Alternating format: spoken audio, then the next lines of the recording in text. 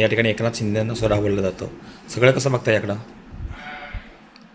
असं आहे की भारतीय जनता पार्टीचं जे धोरण आहे की या देशामध्ये फक्त आणि फक्त आपला भाजपाच पक्ष राहिला पाहिजे, अशा प्रकारचा त्यांची जी वाटचाल सुरू आहे त्यातलाच हा भाग एकनाथराव शिंदेना प्रत्येक ठिकाणी डावलणं, जाणीवपूर्वक त्यांचं ह्युमिलेशन करणं, जाणीवपूर्वक ठरवून ठाई ठाई त्यांना डावलणं, त्यांचा अपमान करणं, त्यांच्या लोकांना आपल्या पक्षात घेण्याचा प्रयत्न करणं, त्यांच्या पक्षाच्या लोकांची जाणीवपूर्वक कामं अडवून ठेवणं, हा प्रकार भारतीय जनता पार्टीनं जाणीवपूर्वक सुरू केलेला दिसतोय.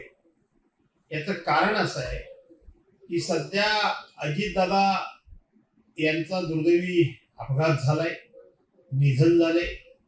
त्यामुळं त्या पक्षामध्ये अजितदादांच्या ताकदीचा कोणीही नेता हा भाजप बरोबर संघर्ष करू शकेल असा नेता नाही. एकनाथ शिंदे यांना सातत्यानं भाजपा डावलण्याचा प्रयत्न करते, परंतु आपण बघितलं असाल की बच्चू कडू सारख्या एका प्रहार संघटनेला आपल्याबरोबर घेऊन एकनाथराव शिंदे सातत्यानं स्वतःची ताकद वाढवण्याचा प्रयत्न करतायत आणि तीच भाजपाच्या दृष्टीनं अडचणीची गोष्ट ठरते.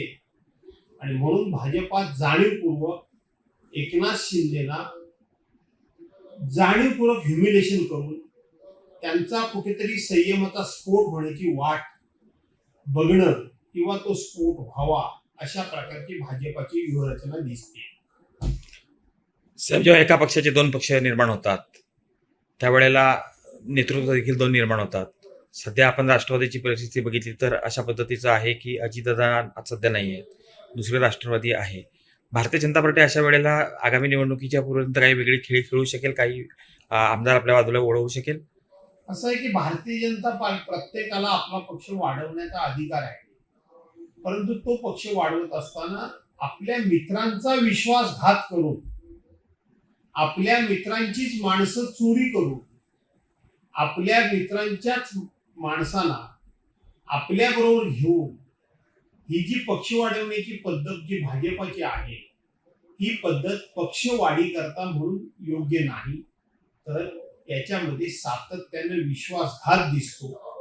मित्राबरोबर मित्रासारखं वागण्याच्या ऐवजी एखादा आपला दिलदार शत्रू परवडला पण हा मित्र नको, अशी मित्रांना म्हणण्याची वेळ आणणं, हे मला वाटतं आपल्या भारतीय राजकारणाच्या दृष्टीने योग्य असं मला वाटत नाही. पण भाजपा मात्र हा प्रकार सातत्यानं करतो.